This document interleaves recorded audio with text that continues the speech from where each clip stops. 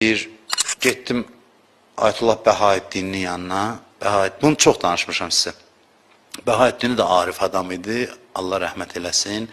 Getdim onun yanına. Öz-özümə danışırdım yolda ki, mənim bir mənfi xüsusiyyətim var. Bu cəmaat belə deyərə əhəmiyyət verirəm. Cəmaat nə deyər? Cəmaat tərifləyəndə ruhlanıram, tənqid eləyəndə ruhdan düşürəm. Cəmaat nə deyər mənim üçün önəmlidir. Bu fikirlə getdim ki, mənə biraz moizə eləsin. Getdim dərsi qutardı, əlini belə ərkiyana burama belə vurdu. Nədir? Cəmaat nə deyər, cəmaat nə deyər? Heç ağzımı açmamış. Mən də dedim ki, bu nə qədər kəramət sahibidir, bilir ki, mən nə deyəcəm buna.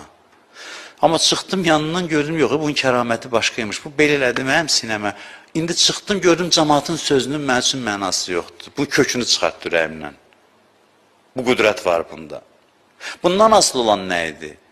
Bundan asılı olan bu gözünü danladı. Yəni